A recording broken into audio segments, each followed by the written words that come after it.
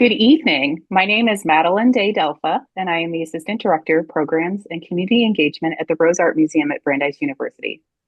Thank you for joining us for The Debutante, a conversation with filmmakers Elizabeth Hobbs and Nat and Veronica Moonhill. This program is offered in conjunction with the exhibition Leonora Carrington Dreamweaver, curated by Dr. Ganeet Ankori, the Henry and Lois Foster Director and Chief Curator of the Rose Art Museum. Leonora Carrington Dreamweaver is the artist's first solo exhibition in New England and features rarely seen paintings and drawings by the British-born Mexican surrealist artist and author Leonora Carrington. Spanning over 6 decades of prolific creativity and reflecting a tenacious quest for knowledge, the artworks on view present mesmerizing portals into otherworldly realms of magic and mystery, populated by hybrid creatures and esoteric symbols. This exhibition is absolutely amazing and it must be seen in person. It's on view through June 1st, so plan your visit now. So tonight we're going to delve into Carrington's creative legacy with a conversation with 3 filmmakers who have adapted her short story from the late 1930s, The Debutante. And after our conversation, we'll screen both short films. So with that, I'm very pleased to introduce our guest. Elizabeth Hobbs is an animated filmmaker based in London. Hobbs's films have traveled widely to international film festivals and won many awards, with her film I'm Okay being nominated for a BAFTA in 2019, and The Debutante being shortlisted for an Academy Award. In 2022, she was invited to become a member of the Short Films and Feature Animation branch of the Academy of Motion Pictures Arts and Sciences. Hobbs has been a senior tutor at the National Film and Television School since September 2022, and she's an associate lecturer on MA Animation at the London College of Communication.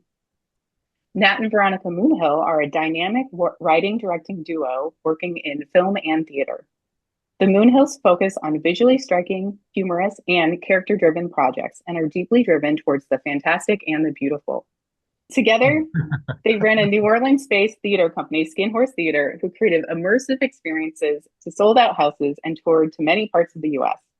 In 2016, they relocated to Los Angeles to focus on film. Their first short, Amanda Test 1, a queer sci-fi drama, premiered on Dust and was presented at Outfest, LA Film Fest, and Berlin LGBT Film Festival. Their most recent short, This World and the Next, premiered at the New Orleans Film Festival and the Maryland Film Festival. They've directed episodes of the web series City Kitties and a PSA on sexual assault that premiered on USA Today. They are currently in development for their first feature film, an absurdist comedy called Kiki Goes Baby Crazy. And in 2025, they're mounting their first theatrical production in Los Angeles, an adaptation of the 1962 film, Whatever Happened to Baby Jane. So Lizzie, Nat, and Veronica, thank you so much for joining us. Thanks for having us. So happy to be here. So for those viewers who are joining us tonight who might be unfamiliar with the story, The Debutante is about a reluctant debutante who convinces a hyena to go to a ball in her place. And it's darkly funny, it's absurd, and it deals with themes of gender, violence, and rebellion against the rules of society. So my first question is, why did you choose this story to tell? What about this story, which was written, almost 90 years ago, still resonates with you today? Lizzie, do you want to start us off? Yeah, yes, I think it's incredible. I think when I first read it, I was just like amazed at the kind of the surprising violence in it. And it's a kind of story about an upper class woman, and you just don't expect it to kind of go in that direction. And she wrote it in French, so the syntax is quite sort of spare. So I really love the way it's written. This kind of language is really concise. This sort of even the what a mess of shit, all these kind of really strange little sentences. They're sort of, it's very surreal, but it's so different to her paintings. And it was kind of a surprise to me to read that to know that she was kind of writing as well as painting all this time. So it's a beautiful, beautiful story. And then I also, she was at the same school as me. I didn't know that when I read it. Yeah. Oh, what school was that? It was called St. Mary's Convent, Ascot. It was a very posh boarding school, and she was there for a while. So is that one of the schools that she was expelled from? Yeah, it was. Yeah, yeah. That's amazing. Was, yeah. And I also, and I mean, you know, I suppose the class system in England is quite famous, and I think I'm quite familiar with the sort of little rules of these societies, and I also felt kind of constricted by it, and appreciate her sort of bravery and courage in kind of writing this story and smashing out of it in such a kind of bold way, violent way. So I really love it in every aspect of it. I love. Yeah, so I was kind of chasing the estate for quite a long time to get permission to use it, because I really, really, really wanted to do it. Yeah. And what about you, Nat and Veronica? What brought you to this story?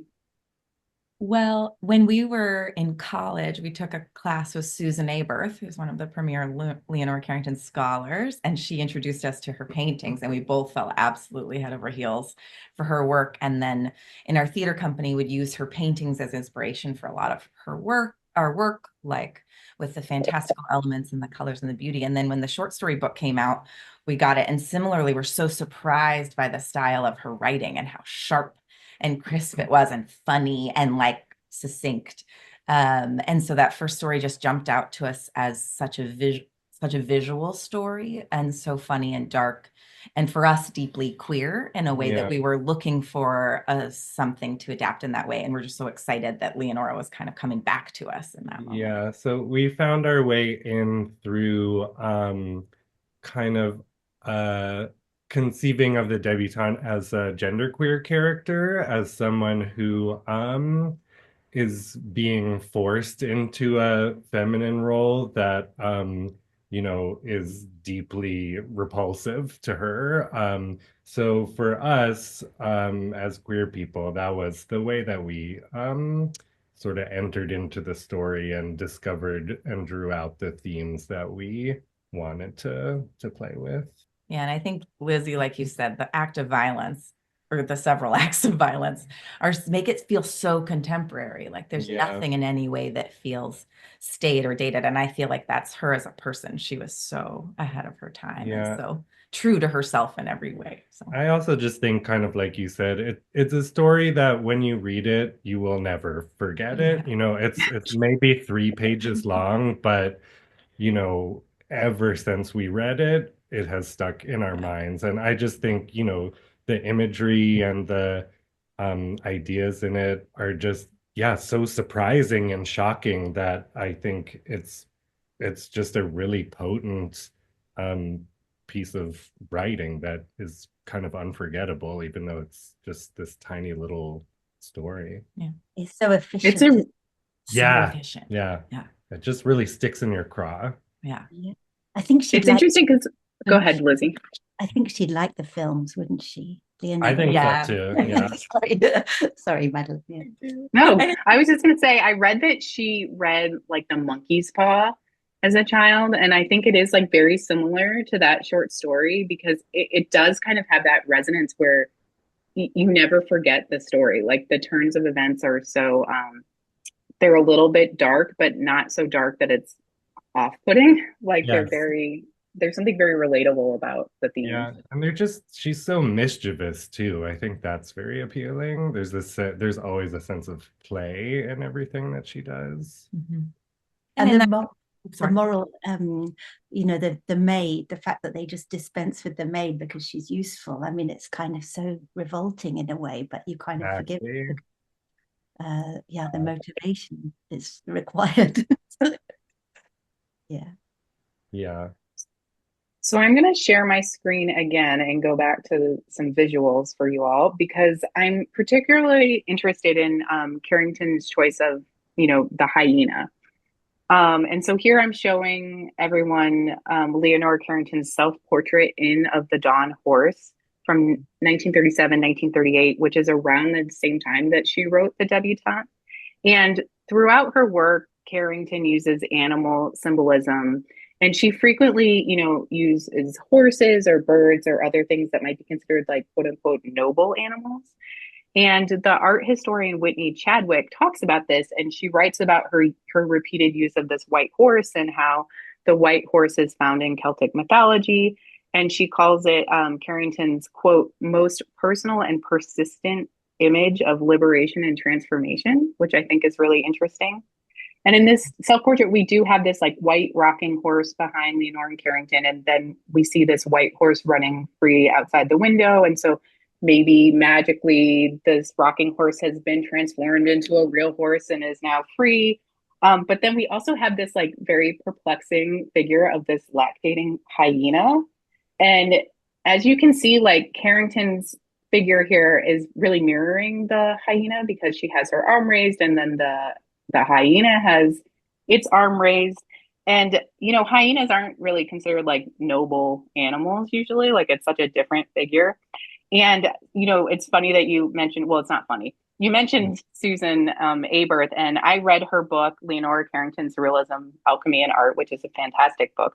And in it, she quotes Leonora Carrington as saying, quote, I'm like a hyena. I get into garbage cans. I have an insatiable curiosity, which I thought was a fascinating quote. And so I was hoping we could talk a little bit about your use, all three of you, how you use the hyena character, because I feel like the two films deal with the hyena very differently. Visually, they come across very differently, but also the hyena is this character that where you're kind of balancing the humor and the violence that's in the story. So I was hoping you could talk a little bit about that. And Nat and Veronica, let's start with you because I have some still images from your film up here. From our hyena.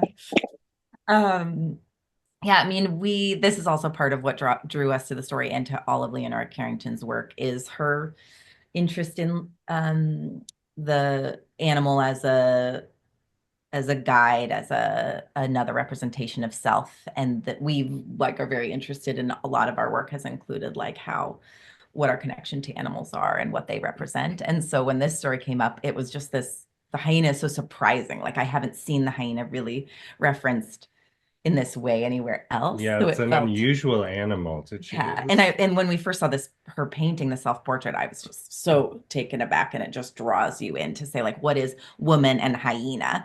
And that feels so freeing even to just create just right there in that image to say like, are we beast? And what does that mean? And so then it led us into doing a hyena facts deep dive, and we just became very obsessed with like, what are all the things about hyenas that make them so fierce and feminine, and why it makes so much sense for her to have aligned herself with it. Yeah, actually, in our research on hyenas, we learned that they first of all they live in matriarchal power structures, so the female hyenas rule over the hyena pack, and also female hyenas have a pseudo penis that they give birth through and even have sex with. So hyenas are already doing a lot of gender bending. So when we found that is fascinating. like, oh my God, this connections are even more so than we thought.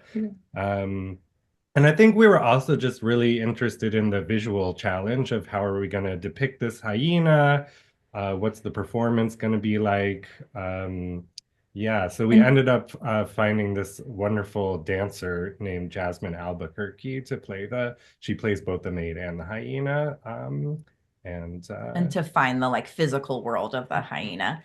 And I think for us too, because we changed the story of the hyena in as our narrative approach as we were writing the script, we just found in trying to represent their friendship, which you do so beautifully, Lizzie, but we kind of decided to make the hyena more of a threat that then becomes a love interest slash friend slash gateway to freedom. And I think that we wanted to feel the hyena's like wildness and danger at the beginning. And so we just created a different narrative of how they meet. And also for us, in representing it in film, it felt more like fun to get to have her like creep in through the window and tension, and it's a little bit more of a horror movie in our and but we wanted the debutante to make the decision to lure the hyena in. It's not an accident that it's there, but that felt so fun to get to discover. And then also in adaptation, like finding what works for you and how are you going in and out of the story in its original form to the story we created. It was so fun. Yeah, I love your Lizzie. The last shot of your film where you've kind of the violence is just on the window. It's so nice. you've done that. I wish I'd thought of that. We have one same shot. Yes. We both have the share bell. almost exactly the same composition. Yeah. And also the legs, the hairy legs in the shoe. Yes. Yes. Bit of that as well. Yeah, I know. I noticed that. Yeah. Sorry. Yeah. Oh, so the hyena for me, I kind of loved that surprise. Like, and I visited the zoo, and my best friend was a hyena. It was so sort of like, of course. And then I think the hyena in the dinner party scene is. I've kind of changed the hyena into Jean Harlow, who in the films of the 30s was always kind of just a little bit wrong. She was always wearing like things that are slightly too fluffy or tight, or the colors were wrong. So I think for me, the sort of smelly hyena who has this kind of food on the face, and was just like that transition to being in society and kind of not sort of looking great, but not quite knowing that the rules are really well established, and it's so easy to kind of trip up. So that was the kind of how I used the hyena in the story. Yeah, because poor old Jean Harlow, she was, so she was amazing, and I just wanted to bring those women in. I sort of rotoscoped them. I traced the images of them just so that I could reference those women who were in films at that time, representing the kind of woman that never quite got it right, and then sort of explode it into the getting it really wrong. And can you explain what rotoscope is for people who might not know? Yeah, so in these shots that are on the screen at the moment, it might mean that I've kind of just filmed myself lying down or talking or moving, and then I have the image of the live action on the screen, but I'm tracing. There's not a sort of direct contact, but there's a sort of indirect contact from my computer, so I can see the image on the screen of my hand and the live action, and I'm tracing frame by frame, kind of loosely tracing, but I'm using the reference of the live action image. So some of the shots are Jean Harlow, some of them are Hedy Lamarr, or any of those kind of performances in the clothes of that time, which I really wanted to kind of bring into it. And it creates so much movement in your film. Like, it has this very like manic energy kind of that I think comes through in the story, where like it throws you like a little bit off kilter. It's probably less movement than I usually have, because I have the live action to kind of anchor the drawings a tiny bit. But yeah, there's I'm quite a sort of wild, uncontrolled animator. So the rotoscoping sort of did stick it a tiny bit. But yeah, there's lots of people who find looking at the work quite difficult, because it moves fast, and I like that. I find it quite sort of I love the sort of visual stimulation of flicker and things, but I know lots of people find it quite uncomfortable. So it's quite a controversial choice of animation. Well, I feel like every frame is such a visual treat. And that's why I really wanted to screenshot this one, where I think this is like a paper mark, right? Yes. I use everything I can find. I use recycled paper. Otherwise, you end up like whole forests, are felled in the service of one film. So I just use what I have, and sometimes like the budget goes in, or the receipts. My producer sometimes says, everything's in every frame. Yeah. I love it though, because again, it's this like noble animal contrasted with this hyena, this kind of like wild, undisciplined hyena. Because this is like, I think it's a lion, right, with a crown, this like royal mark. Yeah, and then in contrast with the hyena, I think is pretty. Like, there's so many little treats in your films that are all coming at you at once. Yeah. Well, yeah, but I think when you're making it took me a year to draw the film. So you just need to make sure there's little surprises for yourself and for other people as well. It's not too boring. Yeah. And it's kind of boring. No. So another thing I really loved watching these films were, I noticed a number of visual parallels or references to Carrington's oeuvre. But kind of, even though there's visual references, each film has its really own visual style and very kind of distinct and different tones. And I was hoping to hear more from each of you about how you drew on Carrington's visual aesthetic, or maybe found inspiration in some of her paintings, but still incorporated it into your own style. So, Lizzie, I was struck by this kind of motif that you return to a few times in the film, where there's this figure, and it appears to be a reference to this mural that Carrington did for the National Anthropology Museum in Mexico, which like depicts Mayan cosmology, and there's scenes of everyday Mayan life, which is so surprising for a story that's set in London. But then you mentioned that you were also thinking about this other Carrington painting, the Giantess. So can you tell us more about that? Yeah, so I guess it's like whenever there's a little shot that I kind of sort of try to have a little dialogue with Carrington by looking back at things and that she's done, or things she's written about, or anything that you can get clues about.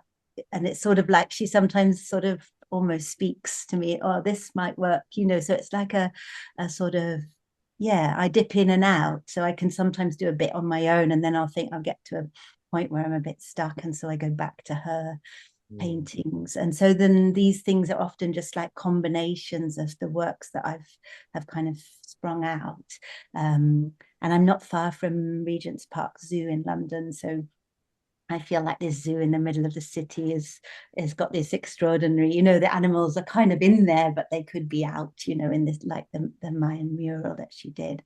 And this giantess relates to the book, The Gulliver's Travels, which the debutante's reading in the short story, which is about this enormous human in a world of Lilliputians. So it's sort of like, how could I bring that giantess sort of big Gulliver theme into it? And then I was also trying to make sure that if I thought of it, I would have done that Moonhill's technique of just splattering on the glass, because that was so brilliant when I saw that.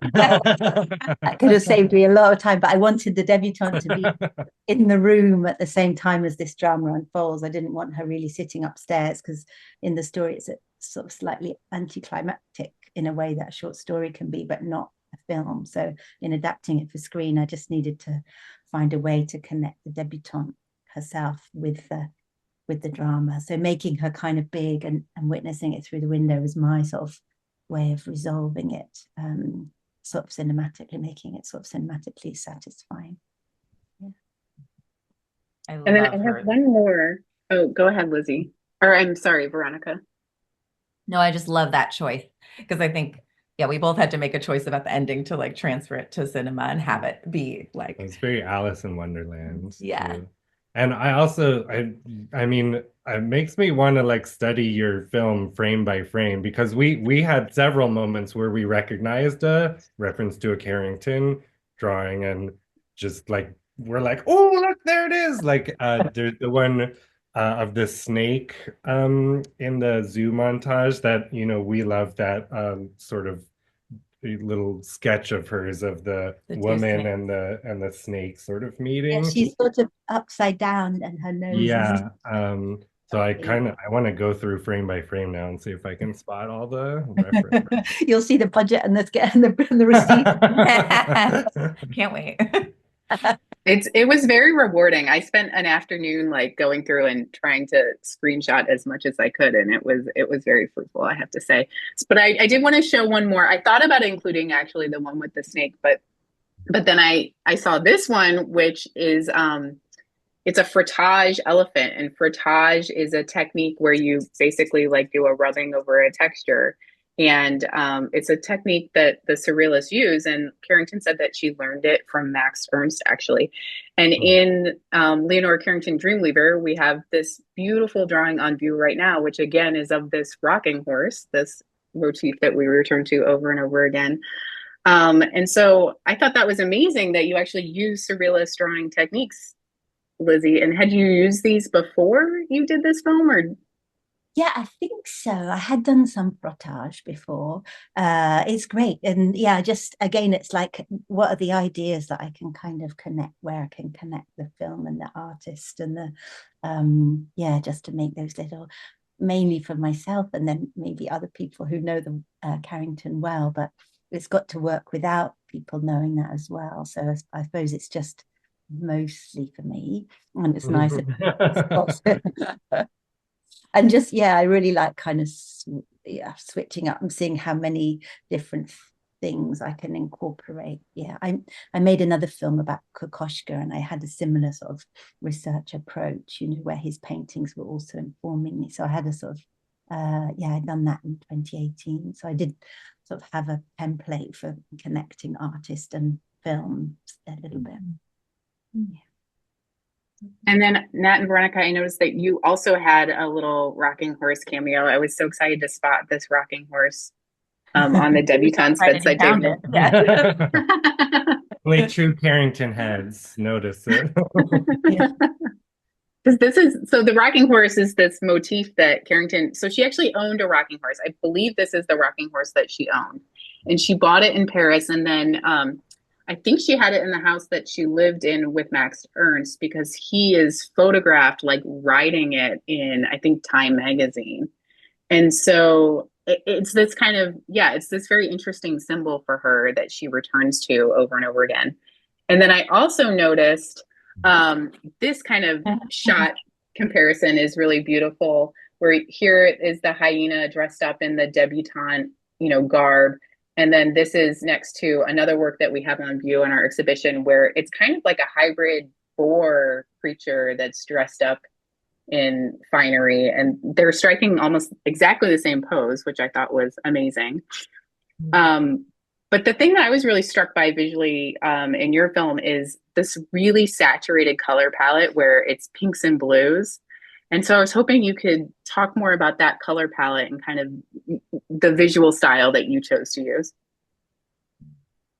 Yeah, I mean, as we were delving into the story and kind of drawing out the themes that we were interested in, we started searching for cinematic references. So the main filmmakers that we were looking at is Dario Argento and the Giallo movement, which is Italian horror films that are these sort of like elevated B horror movies. And we're also very inspired by John Waters. He's one of our favorite filmmakers. And because, you know, we have a drag queen in our version of the film, and, you know, it's a queer story. So I would say a lot of the color scheme and texture came from John Waters' Hairspray, and just all of these sort of demented scenes of domesticity that are in his films. And I think like this is a demented fairy tale, an adult fairy tale. And so we were finding what our references for that were.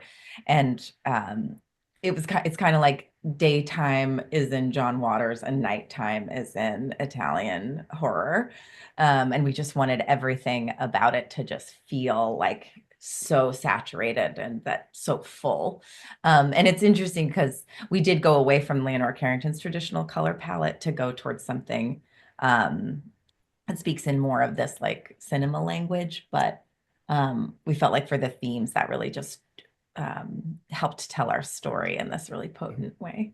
And we did actually have one other Easter egg that maybe only semi made it into the film, but in the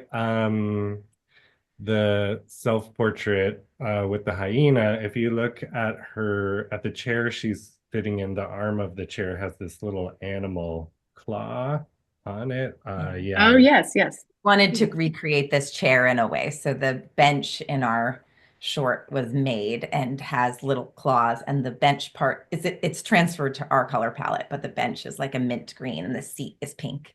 And then the and feet it are has claws. little claws on the feet, though it's pretty hard to catch in the film. So, But okay, well, I'm gonna look for it. Yeah. And I think for us, like watching, looking at all of Leonora Carrington's paintings and letting that just like infuse us for years and years, and then just kind of finding its way into the visual language of the film as we were shooting was very fun for it to just kind of feed its way in. Well, and it's interesting that you mentioned the chair, because the chair is pink and blue, and it does have this kind of masculine, feminine melding quality to it. So that's really interesting. I love that. I also, visually, in terms of filmmakers, I love that you brought up John Waters, who I'm a huge fan of. It also was making me think of But I'm a Cheerleader, which also has like another huge big influence for us. Yeah. With the color saturation. And also because the short is about gender performativity and reacting against that, and the way gender is coded into pink and blue. And so it's like we were just feel like the saturation of her world, which in daytime is entirely created by her mother, this pink room with all this like ultra feminine signaling. And then at night, all of that saturation goes away, and it's this other space that she gets to inhabit and find her, true beast and the things that she wants to be, which felt fun to represent in color. Yeah. Great. So, I'm very interested in hearing more about sort of Leonora Carrington's continued resonance today, because she was this artist who had very deep personal convictions about the world, and she created these very mysterious new worlds with her paintings, which I think is like also a very apt metaphor for filmmaking, right? Because you're creating new worlds with your films. And I'm wondering, is there anything that you took away from getting to know Leonora Carrington through the process of making these films that has kind of continued with you into subsequent projects? Who's first? You can go, Lucy. Yeah, I think when I think about her, I'm inspired by the fact that she was a woman artist that kind of left home to be an artist, and she encountered some very difficult circumstances when she was in Spain, and she had a sort of mental health crisis, and Max Ernst was taken away. She was living on her own. So, and then she went off to Mexico and made a life, so her sort of, she was kind of vehemently following her path with such courage. And so that, her fact that she kind of managed to get to the age of 80 or nearly 90 and practice her particular kind of art all the way through. So that to me is extremely inspiring. And then her connection with kind of nature and all these amazing kind of mystical characters. That's sort of now as well, isn't it? For me. Yeah, I just loved sort of spending time with her, and it felt like a really special kind of period of time for me, and I resonated with her, and that's sort of, it's always with me, I think. I mean, I think similarly, like her deeply independent spirit and commitment to her own vision is what has always drawn us to her. And I think we want to keep in our core of saying like, and that, she didn't get the recognition she deserved in her lifetime, for sure. And I think with our work, and we hope to keep bringing more people to her work because it's fun. And I think your work too, like making it into film, and then it points you back to saying like, this is a painter you should know about. Like, let's bring her name up, because I think she can be such a guiding light for just saying, just commit to yourself and what you see. And that even if the world can't catch up to you in that moment, like she lived so vibrantly. Like, she was not stories afraid to of be her. A freak. She's such a wonderful freak. And then her paintings just saying like, I'm going to paint exactly what I want. And I think that I think her paintings are also distinctly feminine in a way that I think is so beautiful and powerful for women to say like, yes, just paint and do and make art exactly that is your voice, and don't try to fit it into the masculine art world that we still are ruled by. And that's all that you can hope to do, is be absolutely present with yourself. So. Yeah, and I think like you were saying, Madeline, she's so good at world creation. You know, her work creates a complete other universe that you can kind of escape into. And there's kind of there's like an almost adult fairy tale aspect to it that we're very drawn to, and that's kind of, you know, the genre that we like to work in as well, that you can use these magical, fantastical elements to explore really complex themes, really dark themes, adult themes. Yeah, so they're very beautiful, they're very fantastical and fun, but they're not simplistic. There's so much going on in her work that you know, just speaks to the complexity and darkness. And I think that comes out in the debutante too. You know, like you were saying earlier, Lizzie, the debutante is uh not as straightforwardly likable or heroine. She's very morally complex and not straightforwardly just good. Yeah. So I think there's just room for that in all of Carrington's work. Yeah. And that And where can we find you to follow some of your work? find us at themoonhills.com. Yes, we're on Instagram as well. Yeah. The Moonhills. Yes, and Find us. if any of you are in LA, come see our production of Whatever Happened to Baby Jane, opening on the 28th and running through 29th and 30th. Yeah. I wish I could come. I'd love Me to. too. Yeah, I'm on lizziehobbs.com with Lizzie with a Y, and yeah, I'm not out and about. I'm making a new film, so I'm in for the next year. I'll be sitting in this space just drawing away. So yeah. Can you tell us Amazing. about the film at all? It's another adaptation of a short story written in the 20s by a sort of UK-ish, so it's along the same lines, and it's the same sort of duration as the debutante. Yeah. Oh, I can't wait to see it. Next year, February or March, it'll be done. Okay. All right. Well, I'll mark my calendar. Well, thank you so much, Lizzie, Nat, and Veronica, for joining us. I am such a fan of both films. They're so rich and beautiful and dark and funny, and we're really honored to get to share them with our audience today. And a quick plug of my own, I hope everyone will also join us on March 27th for the Magical Worlds of Leonora Carrington, which is going to be a virtual conversation with your former teacher, Dr. Susan Upworth, in conversation with Dr. Ganeet Ankori, who was the Henry and Lois Foster Director and Chief Curator here at the Rose. So that should be fascinating as well. But thank you very much. I really appreciate you giving us your time today. Thank you very much indeed. Thank you.